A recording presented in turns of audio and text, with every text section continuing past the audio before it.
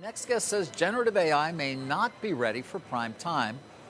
He says it could be a bubble. Joining us to discuss, Elevation Partners Roger McNamee. In a recent post, I think on X, Roger, you said 4 high-value uses have emerged for generative AI: deepfake porn, disinformation, spam, and plagiarism. And everything else is a claim with limited or no evidence. Why do you believe that's the case? Well, I just look at what's happening in the field, David. So there's a big report out Friday from Goldman Sachs in which they make the point that the amount of capital investment in this sector, which is billions of dollars now, it's so large that it's almost unimaginable that we're going to get a rate of return on it over the next few years that justifies the amount invested already, much less what they're putting in. Microsoft alone is investing, I think it's roughly $10 billion a month in new data centers, and I think the industry is putting out 15 or so a month. So we need to see a number that looks like roughly $600 million of revenue to justify the amount that's already gone in. That number comes from Sequoia Capital, the venture capital firm. And I look at this and I go, listen, we're having a mania around these stocks, and it's really fun. It's very, very profitable.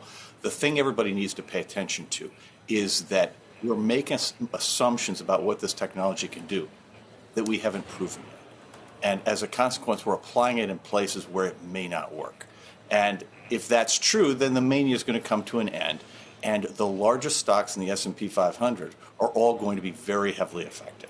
And I just think every investor needs to take a moment and ask themselves how much longer they want to be on this ride and whether there is any evidence that the products are actually going to deliver value at a large enough scale to justify the investment we've already made, much less the investment that we're planning over the next year. I get it, Roger, but I'll come back to a period you and I both remember well, which is the mid-'90s and the hopes around the internet. There were assumptions being made then that were not proven to be true in the near term, certainly. There was an enormous amount of capital that went into companies that ultimately went bankrupt. That said, many of the things ultimately that came out of it were, in fact, what was talked about. It just may have taken longer, and the returns may not have been there for so many of these companies that went bankrupt. But others, like Amazon, are certainly great beneficiaries of that period. David, the beauty of being our age is that we remember the fundamental truth about American culture. America loves financial manias in a way that really no other country in the world does. And we've been blessed over the years by having manias followed by train wrecks. Yet from that train wreck has consistently emerged something of great value. And I absolutely believe that's possible here too. The one point I would make, though, is we're up on a giant spike. And when you're up on the giant spike, you have to remember that the valley that follows may not, in fact, favor the companies that you're in. And so you just want to be prepared for the possibility that this could be disrupted and that it may take a lot longer, and that the thing that comes out the backside may be different than what you're looking at today, which means different winners, different use cases, and all of that. Roger, I wonder if you were encouraged at all by this journal piece about small language models and medium language models, more slimmed down models that are looking not to answer everything in the world, but more specific tasks. Is that rationality in progress? Absolutely, Carl. In fact, I think this is the path forward.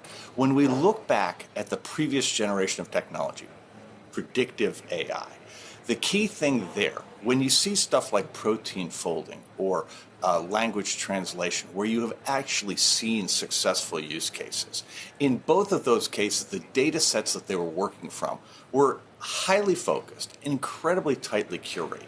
And I think that is the path forward. The thing that we're looking at today is that OpenAI and Microsoft as a team, Google, Amazon, Meta, all of the big companies are looking to have a global monopoly. And the only way to do that is to boil the ocean, to sit there and make the argument that if you gather all the world's data, you process it all into one giant training set, and then from that, you use generative AI in your LLM to produce the answers people are looking for. That hypothesis, I think we can safely say today, is at best flawed. It may be complete baloney. But the thing about small language models, the thing about tightly focused, narrow stuff, is that there are a lot of use cases where that already works.